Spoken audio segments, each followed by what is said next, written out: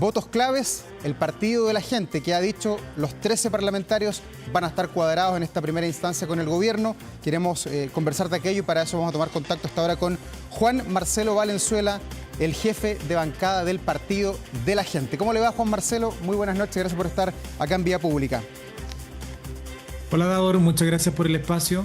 Bueno, hoy día los vimos a todos ustedes ahí junto al ministro Quirós, junto al ministro García Ruminot también en el Congreso. ¿Se siente victorioso hoy día el partido de la gente también por haber apoyado este proyecto tan emblemático además para el nuevo gobierno?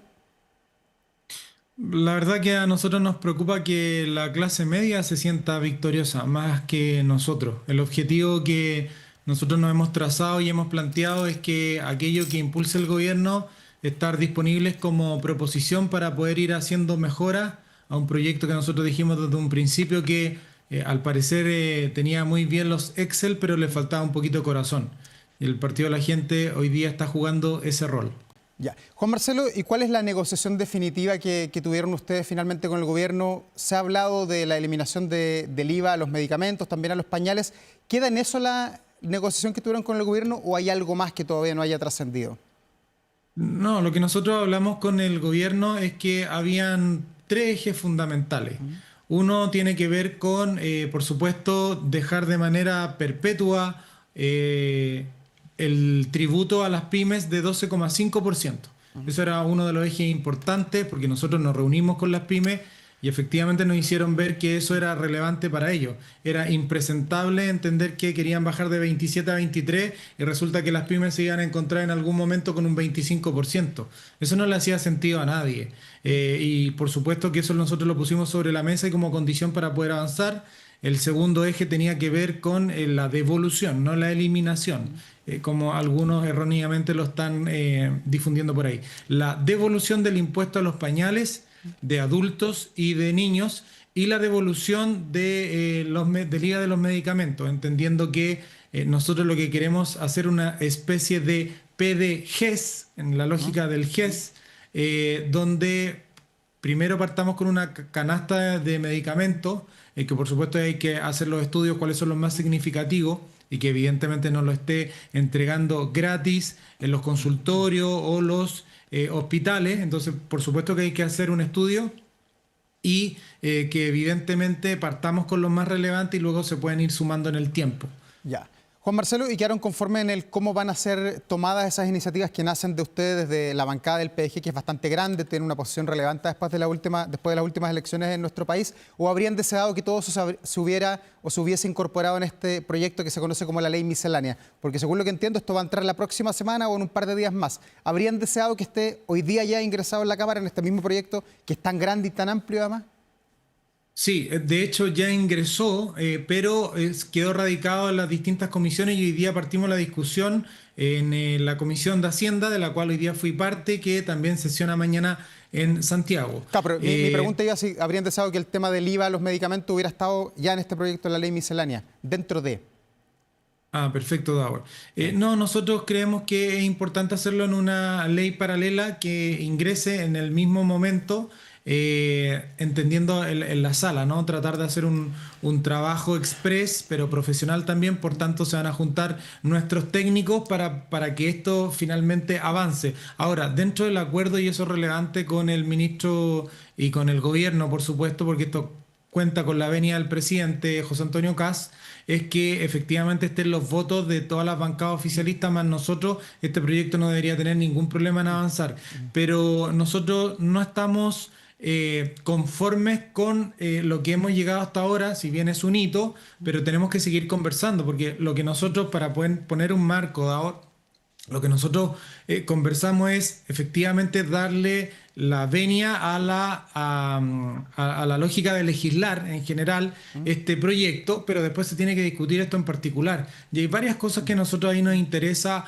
observar, como el hecho de que creemos que mejor que eliminar el IVA a las viviendas, que tiene un impacto acotado, hoy día nos decían que podía andar entre el 6 y el 7% de rebaja de las viviendas, pero hay otro experto economista que hablan de un 4%, menor aún. Nosotros creemos que en ese sentido, tal cual, en el mismo argumento que dice el gobierno para los medicamentos y los pañales, es mejor devolver el IVA que paga la persona como un bono pie y que eso vaya a reducir la deuda que le queda a la persona teniendo un menor dividendo mensual o que pague la casa en menos años. Creemos que con eso usted alcanza a tomar inmediatamente el 14% eventual que uno paga de IVA o de impuesto por la vivienda. Ya. Juan Marcelo, ¿y cómo fue la negociación finalmente? Usted es parlamentario nuevo, el PDG casi todos son rostros nuevos los que vemos ahí, algunos claro están desde el periodo anterior, los ministros son nuevos, uno está recién pispando cómo se mueven los hilos de la política en este nuevo ciclo que partió el 11 de marzo del 2026. Fue muy duro tener al frente al ministro Quiroz, al ministro García Ruminot. Franco Parisi decía en la tarde en una entrevista que hubo golpes a la mesa incluso. ¿Fue tan así? Sí, o sea, lo que pasa es que cada uno defiende, digamos, las cosas que quiere impulsar, pero más allá de las formas, nosotros estamos acostumbrados a dialogar, independiente de los tonos, más allá, nosotros tenemos un objetivo claro. Por supuesto que si hay alguien que quiere avanzar en un concepto, eh, creo que es importante que ponga sus puntos sobre la mesa. El tema es que al otro lado hay un interlocutor que somos nosotros que también pone los puntos sobre la mesa. Nosotros representamos una gente que es muy jodida, Davor, y nosotros siempre invitamos a quien nos pregunta, oye, pero ¿por qué insisten en esto? Bueno, vaya a darse una vuelta a la feria, po. Vamos a ver qué le dice la gente. Entonces, tener la representación para nosotros es una responsabilidad muy grande, Davor. Entonces, eso le representamos nosotros al ministro, decir, ministro, está perfecto sus cálculos, nosotros también tenemos, Franco es doctor en economía. Lo importante es que esto es política y además hay que meterle un poquito de corazón, porque hay que tener esa arista social. Yo creo que ese es el problema que han surgido en gobiernos anteriores cuando es muy tecnocrático, la gente percibe que hay medidas que le faltan calle. Entonces, desde ese punto de vista, eso es lo que nosotros le venimos a aportar a esta reforma y lo vamos a seguir haciendo. Por eso yo le comentaba respecto de darle una vuelta al concepto de devolver el IVA de la vivienda. Desde ese punto de vista, y con esto cierro, por supuesto que las negociaciones son intensas, pero lo importante es que llegamos a acuerdos. Ese es el objetivo y lo que nos mandata la gente. Ya, y sientes que acá se hizo un buen trabajo prelegislativo, porque claro, ustedes hoy día los vimos ahí en una misma imagen, Pamela Giles, el ministro García Ruminot, estaban ustedes también, y bueno, con el PDG se conversó, pero los otros partidos, o muchos de los otros, dicen, bueno, aquí no nos escucharon, hubo un portazo, no nos citaron, de hecho hay agendar reuniones ya para la otra semana. ¿Sientes que faltó más tiempo para comunicar o quizás comunicar de mejor manera lo que significaba este proyecto que finalmente quedó para muchos en la gran frase, beneficia al 1% más rico del país? Sí, es que yo creo que hay que tratar de pasar del eslogan al diálogo y a la propuesta, a la contramedida. Si hay una medida, ¿sabes cuál es el problema o dónde se caen finalmente esos argumentos o esas consignas? Cuando finalmente te dice, ok, no te gusta mi proyecto, ¿cuál es tu contrapropuesta? ¿Qué es lo que ofreces tú para que hoy día el país crezca? Entonces, desde ese punto de vista, por eso nosotros nos desmarcamos de la lógica tan tradicional, tan poco creativa de la oposición. Eso puede significar cualquier cosa que sea una piedra de tope. Pero por eso nosotros hablamos crees de... en eso, ¿no crees en eso de que bajarle los tributos del 27 al 23% solamente favorece al 1% más rico? ¿Tienes más en tu ADN la visión del ministro Quiroz de que esto finalmente por una suerte de teoría de chorreo va a hacer que el país crezca porque se va a generar más empleo y se va a dinamizar la economía? No, no pensamos eso. Ya. Termino con Sí. con el concepto que decía que por eso nosotros somos proposición.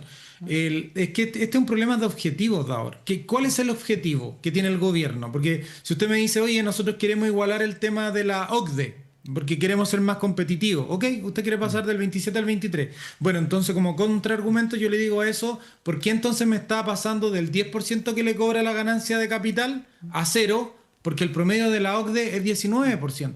Debería subirlo de 10 a 19. Si su argumento es que tenemos que estar en la misma lógica que la OCDE. Bueno, si no ese es el argumento y hay contradicción ahí, ¿cuál es su argumento? ¿Cuál es el objetivo? No, es que quiero crecer. Bueno, en el corto plazo entonces mejor le sirve un food mejorado.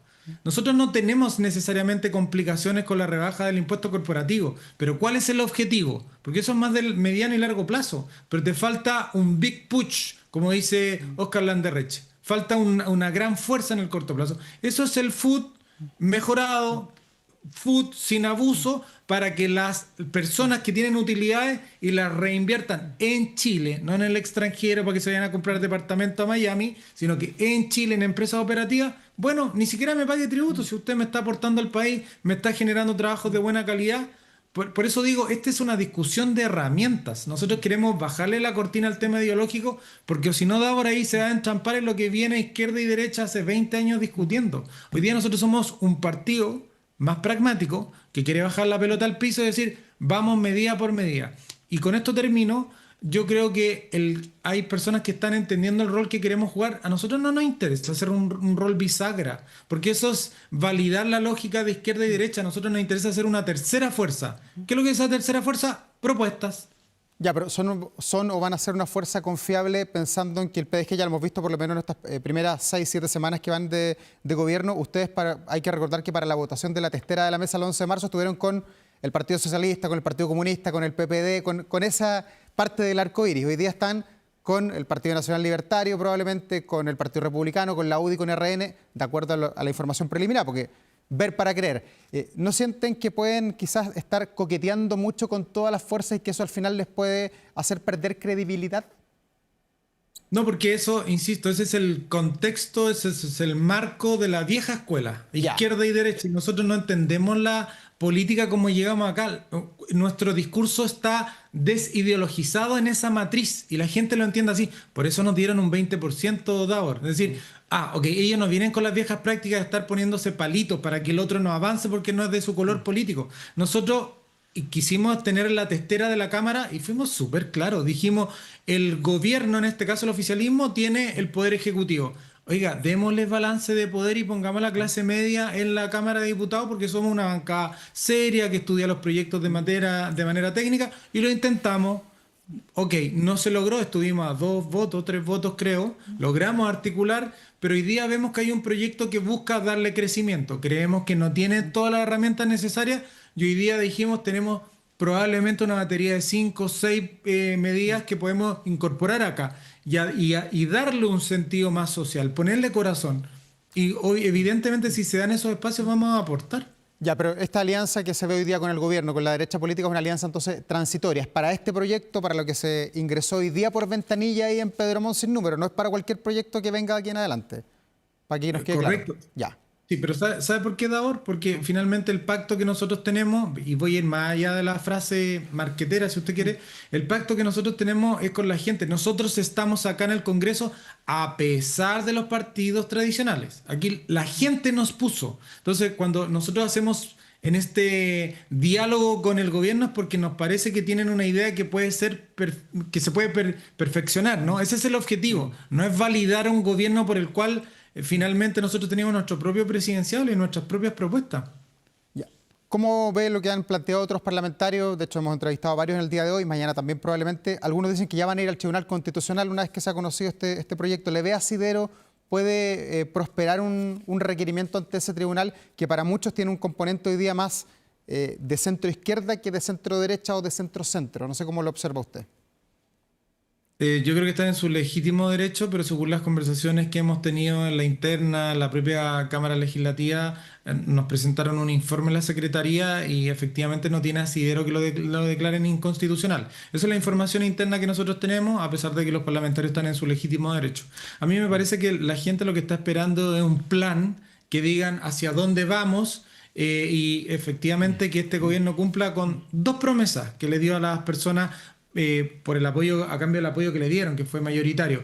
Uno es devolverle la seguridad a la familia chilena, que yo creo que están al debe, y enrutarnos en el camino del crecimiento. Y hoy día presentaron un plan, veamos cómo avanza esta cosa. Claro, veamos qué es lo que pasa en las próximas semanas. La suerte y los votos del PDG sabemos que van a estar para que esto pase la primera valla, que es tener la idea de legislar. Pero el futuro en cada una de las comisiones y sobre todo cuando se vote el articulado, que son más de 40, va a estar concatenado con lo que vaya pasando, me imagino, en paralelo con el proyecto de rebajarle el IVA a los medicamentos y también el IVA a los pañales, ¿o no? Yo creo que son cosas que hoy día corren por carriles separados, porque hoy día el acuerdo que nosotros logramos es damos la venia de poder legislar esto y avanzar a cambio de que este proyecto vea la luz. Eso es lo que nosotros hoy día dialogamos y llegamos a un entendimiento. Luego, el Partido de la Gente queda libertad de ir analizando medida por medida respecto de lo que nos presenta el gobierno. Así que no está concatenado. Nosotros vamos a ir estudiando medida a medida y por supuesto vamos a ir aportando cuando veamos el espacio para poder hacerlo, digamos. Juan Marcelo, se ha comentado mucho el tema de reducir el IVA a los medicamentos. Fue además una propuesta de campaña de Franco Parisi y muchos decían, bueno, si es que Chile da un paso en aquello, como probablemente lo va a dar ahora porque el proyecto se va a presentar, se puede eventualmente abrir una puerta que es peligrosa, porque si hoy día le rebajamos el IVA al medicamento, el día de mañana puede ser al pan, a la leche o a cualquier otro producto que sea parte importante de la canasta básica. ¿No se abre ahí una puerta peligrosa, populista quizás, que podría emular a lo que pasó en su minuto con los retiros, que se partió con 1 y terminamos con 4? No, yo no lo veo así. Ya. Y le digo por qué, Recojo porque comentarios que he visto en la prensa y he leído en columnas, por no, si acaso. sí, no, está bien, Davor, sí, por supuesto que usted recoge como usted lo dice. No, no, no, pero yo no lo veo así como lo dicen en las redes sociales u otras personas, porque efectivamente hay otros países donde tienen el IVA diferenciado. Ocurre también en Estados Unidos y además, ojo, que nosotros lo que estamos estableciendo es que a usted se le devuelva, sobre todo en conceptos como que tiene una fuerza conceptual esto, del impuesto canalla, nosotros le llamamos a canalla a los medicamentos, cómo el Estado te va a cobrar un peaje por querer mejorarte.